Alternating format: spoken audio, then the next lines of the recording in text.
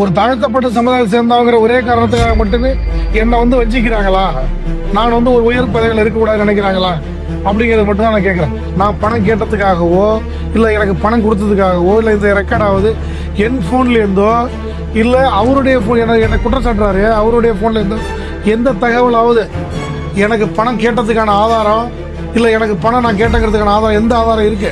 நான் வெளியில் இறங்கி இருந்தேன் அப்படின்னா அது ஒரு பெரிய ஜாதி கலவரமாக இருக்கும். இவங்கெல்லாம் பொதுமக்களா?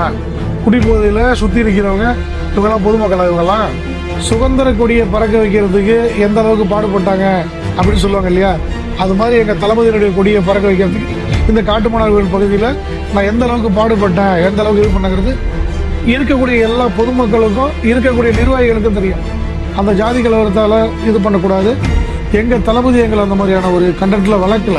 எந்த ஆதாரமுமே எதையின் அடிப்படையில் இருக்கக்கூடிய அத்தனை பத்திரிகையிலையோ அத்தனை பேப்பர்லையும் எப்படி போட்டாங்க? அப்போ எந்த செய்தியை கொடுத்தாலும் அப்படியே போடக்கூடியதான் ஊடகமா? தளபதி சொந்தங்கள் அனைவருக்கும் வணக்கம். தமிழ்நாடு முழுவதும் பார்த்துருப்பீங்க.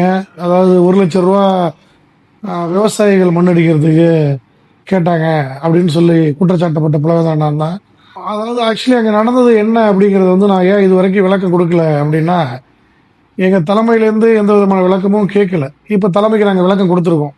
அதனால் மக்களுக்கும் தெரியணும் இதை பற்றி அப்படிங்கிறதுக்காக நான் சொல்கிறேன். அங்கே நடந்தது என்னங்கக்குள்ள, நான் வந்து குவாரிக்கோ ஒரு உள்ளார போயோ நான் இது பண்ணலை. வரக்கூடிய பகுதி அது நேஷ்னல் ஹைவேஸில் தான் கார் நிற்கிது.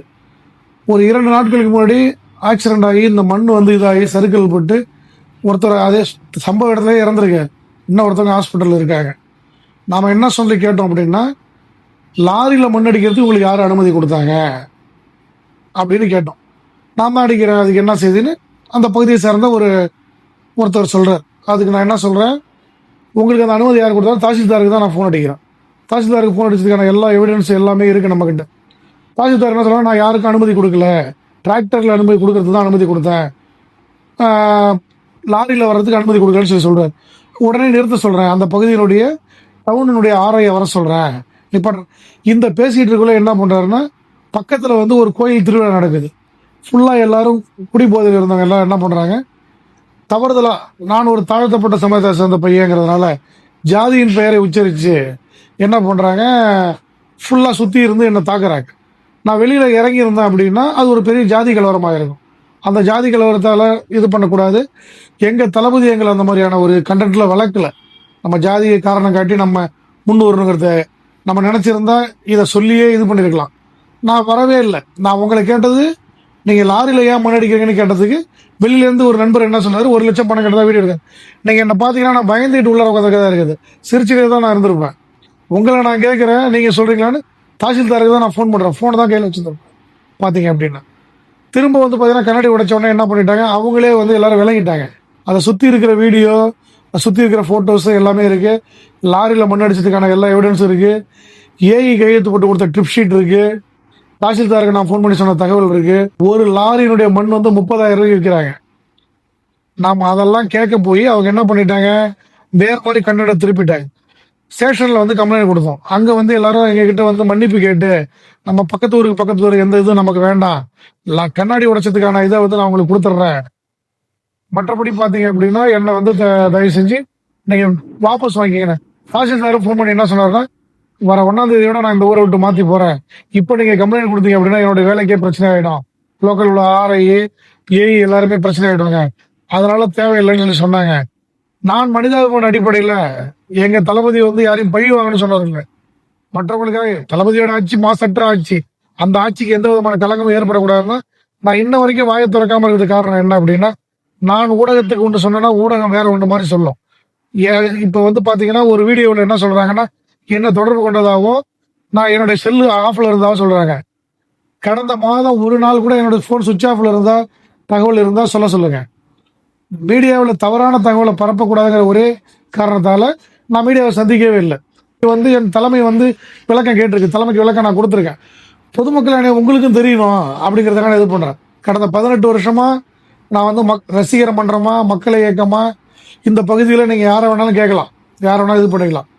ஒரு சுதந்திர கொடியை பறக்க வைக்கிறதுக்கு எந்த அளவுக்கு பாடுபட்டாங்க அப்படின்னு சொல்லுவாங்க இல்லையா, அது மாதிரி எங்கள் தளபதியினுடைய கொடியை பறக்க வைக்கிறதுக்கு இந்த காட்டுமன்னார் கோயில் பகுதியில் நான் எந்த அளவுக்கு பாடுபட்டேன், எந்த அளவுக்கு இது பண்ணங்கிறது இருக்கக்கூடிய எல்லா பொதுமக்களுக்கும் இருக்கக்கூடிய நிர்வாகிகளுக்கும் தெரியும். எதுவுமே இல்லாமல் என் மீது அபாண்டமாக பழி சுமத்தப்பட்டிருக்கு. இது வந்து பார்த்தீங்கன்னா 25ஆம் தேதி அன்னைக்கு காட்டுமன்னார் போலீஸ் ஸ்டேஷனில் எஸ்ஐ முன்னிலையில் கொடுக்கப்பட்ட கம்ப்ளைண்ட்டு. இது பார்த்தீங்கன்னா அணக்கரை ஏஇ சைன் பண்ணி கொடுத்துருக்கு. டிப்பர் லாரினே போட்டிருக்கு பாருங்க. தமிழ்நாட்டில் எந்த அரசாங்கம் வந்து டிப்பரில் மண்ணடிக்கிறதுக்கு கொடுத்துருக்கு? லாரியில் மண்ணடிக்கிறதுக்கு எந்த அரசாங்கமும் கொடுக்கல அனுமதி. டிராக்டரில் அடிக்கிறது தான் அனுமதி. இது பார்த்தீங்கன்னா லாரி மண் ஏற்றிட்டு போகிறதோடைய வீடியோ. நாரைக்கால் ஏரியினுடைய குவாரி எங்கேயோ பொதுவில் வந்து அந்த ஏரியாவே தூர் வரதுக்கு அரசாங்கம் இது பண்ண பாருங்க. இவங்கெல்லாம் பொதுமக்களா? குடிபோதையில் சுற்றி இருக்கிறவங்க இவங்கெல்லாம் பொதுமக்களா? இவங்கெல்லாம் இதுதான் அந்த ட்ரிப் ஷீட்டில் உள்ள லாரியினுடைய நம்பரு. யார் கண்ணாடியை உடைச்சாங்கிறதுனுடைய ரவுண்ட் பண்ணியிருக்கு பாருங்க இந்த ஒரு பையன்.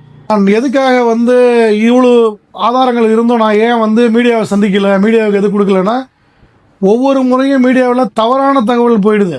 இப்போ வந்து ஒருத்தவங்க ஒரு செய்தி சொல்கிறாங்கன்னா அதை அப்படியே எப்படி இது பண்ண முடியும்? நான் பணம் கேட்டதுக்காகவோ இல்லை எனக்கு பணம் கொடுத்ததுக்காகவோ இல்லை இந்த ரெக்கார்ட் ஆகுது என் ஃபோன்லேருந்தோ இல்லை அவருடைய ஃபோன் எனக்கு குற்றச்சாட்டுறாரு அவருடைய ஃபோன்லேருந்தோ எந்த தகவலாவது எனக்கு பணம் கேட்டதுக்கான ஆதாரம் இல்லை எனக்கு பணம் நான் கேட்டங்கிறதுக்கான ஆதாரம் எந்த ஆதாரம் இருக்குது? ஏதாவது ஒரு சின்ன ஆதாரத்தை காட்டணும்ல. எந்த ஆதாரமுமே இல்லை. எதையின் அடிப்படையில் இருக்கக்கூடிய அத்தனை பத்திரிகையிலையோ அத்தனை பேப்பர்லையும் எப்படி போட்டாங்க? அப்போ எந்த செய்தியை கொடுத்தாலும் அப்படியே போடக்கூடியதான் ஊடகமா? இப்போது இருக்கக்கூடிய ஊடகத்தில் உள்ள அத்தனை பேரும் என்ன பண்ணுறாங்க அப்படின்னா ஒரு சாராக என் மீது பழி சுமத்துறாங்க. அது வந்து தலைமைக்கு போகல. கட்சி என்ன சொல்லுது அப்படின்னா, எங்கள் கட்சி ஒரு நேர்மையான கட்சி, தளபதியோடைய பெயருக்கு கலங்க விளைவிக்கிற மாதிரி இருக்குது அப்படிங்கிறனால என்னை வந்து எடுத்திருக்காங்க. ப்ளஸ் வந்து பார்த்தீங்கன்னா என்கிட்ட விளக்கம் கேட்டிருக்காங்க. என் கட்சியில் விளக்கம் நான் கொடுத்துருக்கேன். அதுக்கான இது என் கட்சி என்ன முடிவு எடுக்குதோ அதை நான் ஏற்றுக்கிறேன். பொதுமக்களையான உங்களுக்கு தெரியணுங்கிறதுக்காக நான் சொல்கிறேன்.